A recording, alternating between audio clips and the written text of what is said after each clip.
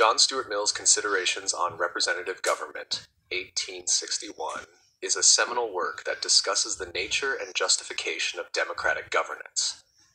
Mill's views on representative government stem from his broader philosophy of liberalism, individual liberty, and utilitarianism. Throughout the text, Mill engages with the moral, social, and political dimensions of representative democracy, providing an in-depth analysis of its strengths, weaknesses, and potential reforms. The nature and value of representative government. Mill opens the discussion by affirming the significance of representative government as a form of political system, asserting that it is the best possible way to ensure a just and effective government. According to Mill, representative government combines the benefits of popular sovereignty with the expertise and stability provided by elected representatives. He sees it as a more practical solution to the ideal of direct democracy, where citizens would individually participate in every decision. However, Mill acknowledges that representative government is not without its flaws and limitations, which he carefully scrutinizes throughout the text. The core value of representative government for Mill lies in its ability to reflect the general will of the people, while still allowing for the guidance and insight of well-informed representatives. Mill argues that such a system is preferable to other forms of government, such as monarchy or aristocracy, where power is concentrated in the hands of a few individuals or families. He holds that a representative system offers the best chance of reconciling individual freedom with the collective needs of society. The limits of representation. While Mill is supportive of representative democracy, he is not uncritical of its potential shortcomings. One of his main concerns is the possibility of the tyranny of the majority, a concept that he would later expand upon in his work on Liberty, 1859. Mill cautions that majority rule can lead to the suppression of minority rights and the stifling of dissenting voices, particularly if the majority is uninformed or intolerant.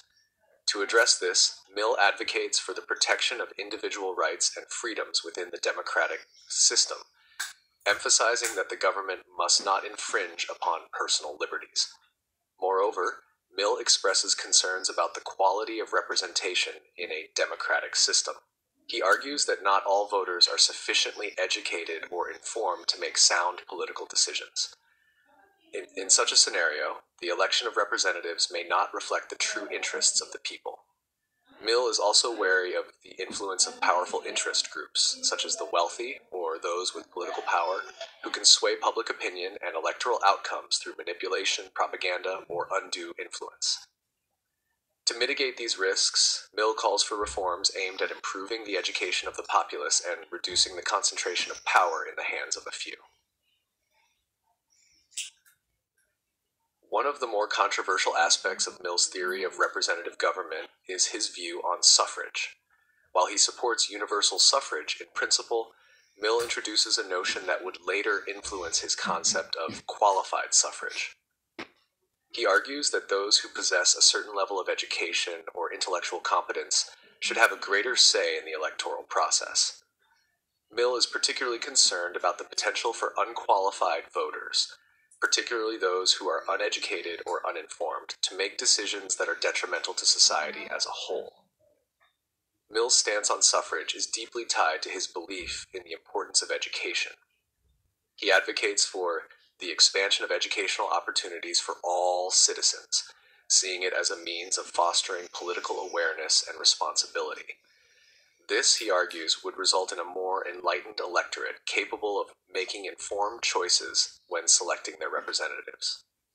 For Mill, the electorate should be composed not just of individuals who are able to vote, but of individuals who are able to participate in the political process meaningfully. The ideal representative. For Mill, the ideal representative is someone who not only reflects the general will of the people, but also possesses the intellectual capacity, moral character, and practical knowledge to make decisions that will benefit society as a whole.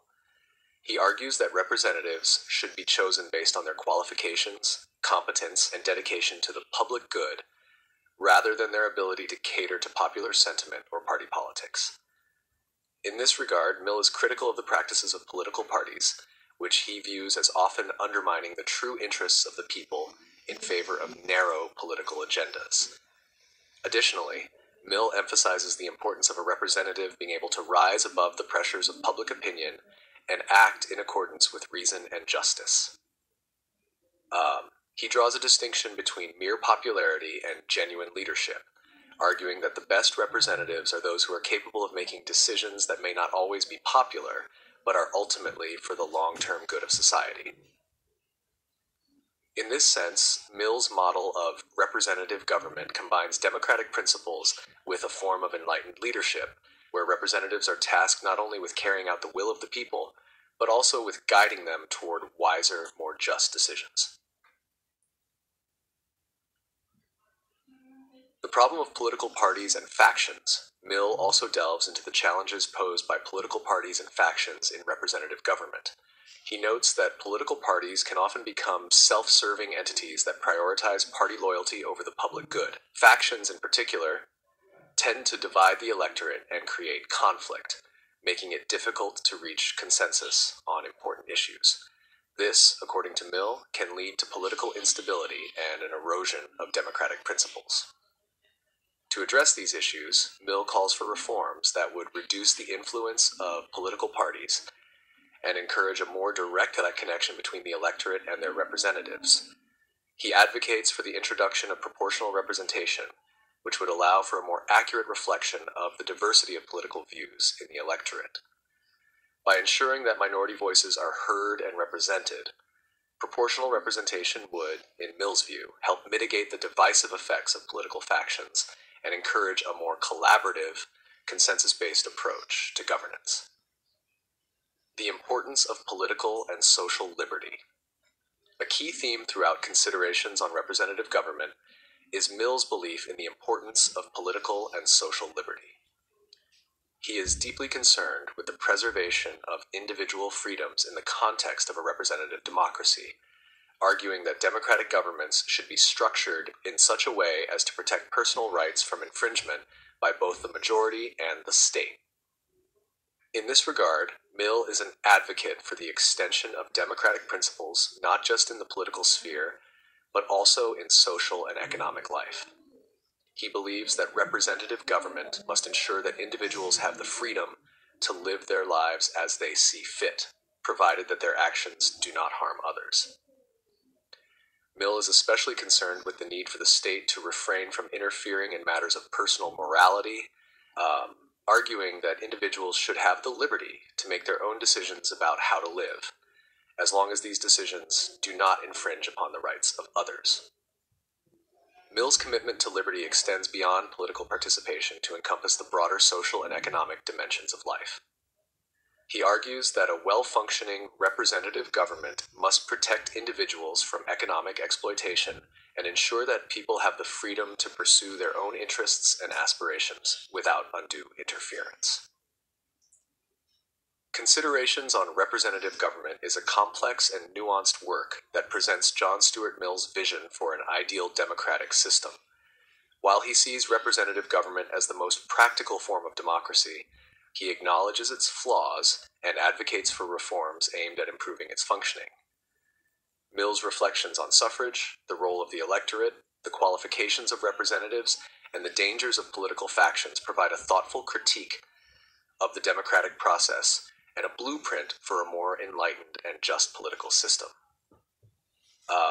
At the heart of Mill's argument is the belief that democracy must be balanced with the protection of individual liberty and the promotion of social and intellectual progress.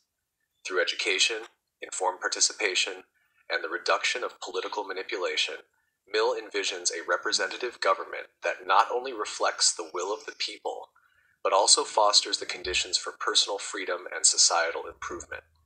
In this sense, Considerations on Representative Government remains a timeless work that continues to influence debates on the nature of democracy and the role of government in modern society.